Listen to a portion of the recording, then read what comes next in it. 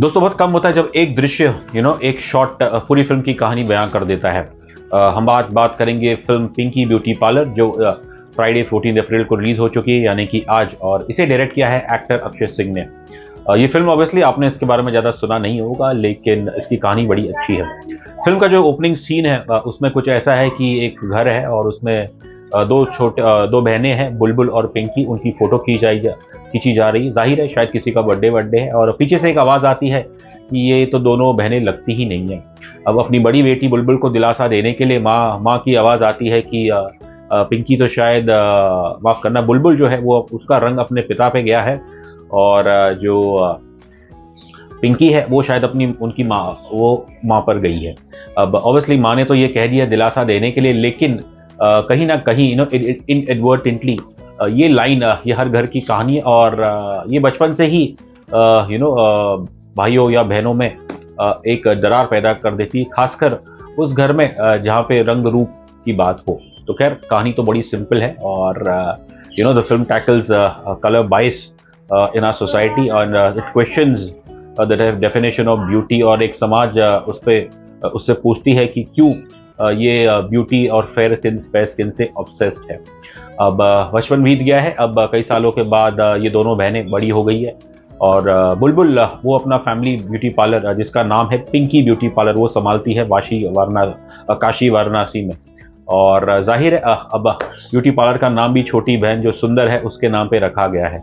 तो कहीं ना कहीं ऑब्वियसली बचपन से ही बुलबुल उसके मन और पिंकी के बीच में ये तनाव है, और बचपन में भी चाहे बचपन हो या अभी भी पिंकी दिलासा देने के लिए अपनी बड़ी बहन को एक गाना गाती थी जिसके अंदर टैल्कम पाउडर का इस्तेमाल किया जाता था, उस शब्द का इस्तेमाल किया। जाहिर है instead of dowsing the fire ये उस आग में और घी डालने का काम करती है। अब कई सालों के बाद बुलबुल परेशान है काम को लेके और एक दो कस्टमर को लेके, और फिर उनकी एक एम्प्लॉई वो छुट्टी पे जाती है, और फिर बुलबुल डिसाइड करती है कि क्यों ना वो अपनी छोटी बहन पिंकी को दिल्ली से बुला ले। और Bulbul is now played by Khushboo Gupta and Pinky is played by Sulagna Panigrahi. Pinky Delhi से काशी आती है, और ऐसा लगता है कि शायद अब बड़े हो गए हैं और अब पुरानी बातें सब दे आर मैच्योर, लेकिन हालात कुछ ऐसे हो जाते हैं कि फिर से वो जो तनाव है वो और ही बढ़ जाता है, और दुर्भाग्य से फिर एक दुर्घटना होती है जिसके कारण इस पिंकी ब्यूटी पार्लर में सभी लोग हैं वो सभी शक के दायरे में आ जाते हैं। तो कहानी ऑब्वियसली जो डायरेक्टर साहब की जो प्राइमरी कहानी है वो तो है एक कलर बाइस को लेके कि इस समाज पे सवाल खड़े करना जो ब्यूटी को एक फिक्स डेफिनेशन देता है and it is obsessed with fair skin. लेकिन ऑब्वियसली एक यहाँ पे एक मिस्ट्री एलिमेंट भी डाल दिया गया है कि आखिरकार ये दुर्घटना कैसे हुई, क्यों हुई, और सभी किरदार जो इम्पोर्टेंट किरदार है जो इस पार्लर में काम करते हैं उन सभी से पूछताछ होती है, जिसके अंदर मुख्य है किरदार जो मैं कहूँगा या जो सस्पिशन है वो जाता है एक character called Dulal that's played bye actor director Akshay Singh. अब ये नाम ऐसा है, जाहिर है ये सुनने में आप सोचने पे मजबूर होंगे कि भाई दुलाल है तो मतलब कौन है ये। इसके बैक स्टोरी के बारे में कुछ नहीं बताया गया है, but I think the director has left it to interpretation. अब दुलाल ये कैरेक्टर ऐसा है कि बस बहुत ही सहमा डरपोक सा है, और पार्लर की एक लड़की है रूपा अर्पिता बैनर्जी, वो तो मतलब ये कैरेक्टर ऐसा है कि कोई भी इसकी खिंचाई कर सकता है क्योंकि ये कुछ रिटेलिएट करता नहीं है, बस चुपचाप सब कुछ सह लेता है। और रूपा दुलाल से कहती है कि भाई तुम तो भैया कच्चा आम हो, तुम पकोगे कब। और फिर वो एक दो शब्द कहती है, लगता है आप तो स्वयं सेवक हो। ऑब्वियसली इसके एक बिलो द बेल्ट कॉन्नोटेशन भी है, और उसके अलावा कहीं ना कहीं एक social political dig of the region भी कहा गया है। और एक और कैरेक्टर जो रूपा के जो बॉयफ्रेंड है इस फिल्म में, I think that's the character of Sumit. और वो भाई साहब वो जब आते हैं उनके कुछ ही सीन है, लेकिन जब आते हैं बाइक पे आते हैं और उनके गले पे एक सैफ्रन कलर का स्टोल है। जाहिर है उनका एक लठमार एटीट्यूड है, और कहीं ना कहीं डायरेक्टर साहब ने बहुत ही सटीक तरीके से जो एक पॉलिटिकल डिग्स भी लिए गए हैं। खैर उनके अलावा फिल्म जो उसका मेन मुद्दा है ये उससे ज़्यादा डाइवर्ट नहीं करती है। फिल्म में प्रॉब्लम यह है कि जो पहला हाफ है वो काफ़ी कमज़ोर है, मतलब एक इंटेंसिटी जो होनी चाहिए वो आपको ना ही इसके स्क्रीन प्ले फर्स्ट हाफ के स्क्रीन प्ले में और ना ही किसी की भी परफॉर्मेंस में दिखते हैं। बस ये है कि ये जो दुर्घटना की जो इन्वेस्टिगेशन कर रहे हैं, और वो शायद मेरे ख्याल से काशी के the two most inept cops है, जिसके अंदर एक है senior inspector Shankar played by Vishwanath Chatterjee, और फिर one gentleman called Sameer Akhtar that's played by Jogi Malang. Jogi मलंग साहब वही है, अगर आपको याद हो, जिन्होंने पाताल लोक में एक टीचर का रोल प्ले किया था। और इन दोनों की भी मैं कहूँगा अजीब जोड़ी है।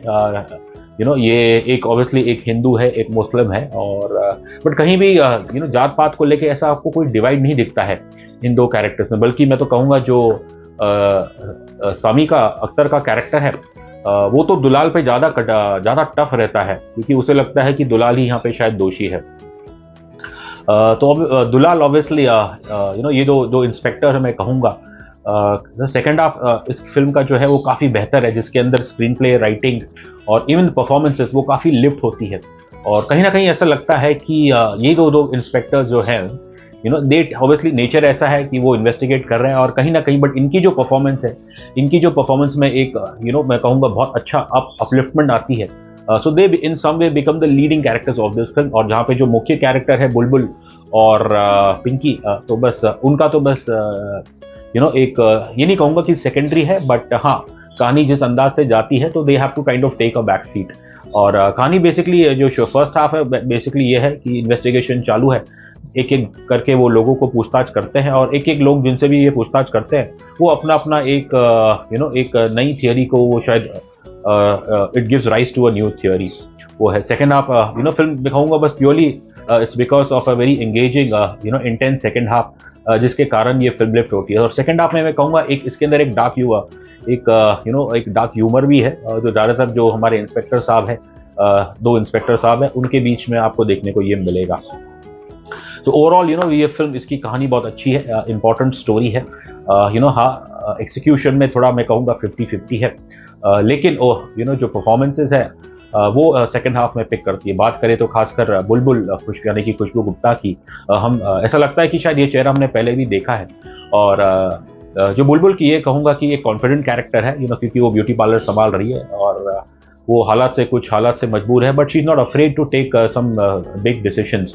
और बट वही है कि जब जैसे ही उनकी बहन वापस उनकी ज़िंदगी में आती, उनकी छोटी बहन वापस उनकी ज़िंदगी में आती है, तो जो फिर जो तनाव था वो और बढ़ जाता है। और कहीं ना कहीं ऑब्वियसली रंग रूप की खैर को उसे छोड़ के कहीं ना कहीं आपको इस किरदार से डेफिनेटली आप रिलेट करेंगे। जो इसकी एक फ्रस्ट्रेशन है, इसकी लोनलीनेस है, और ऑब्वियसली अपने गम को दूर करने के लिए ये मैडम थोड़ी बहुत दारू भी पीती है, और वो सीन आई एम श्योर सैकड़ों लोगों से, करोड़ों लोगों से वो रिलेट करेगा।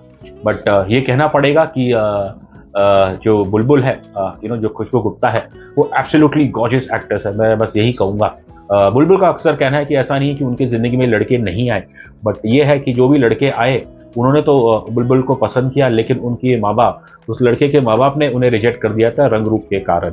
अब बात करें अगर हम पिंकी की, तो सुलग्ना पानीग्राही ये लंबे समय से एंटरटेनमेंट इंडस्ट्री में है। मुझे याद है 2007 में ये अंबर धारा सोनी टेलीविजन पे सीरियल आया था, ये वहाँ से उन्होंने अपना डेब्यू किया था।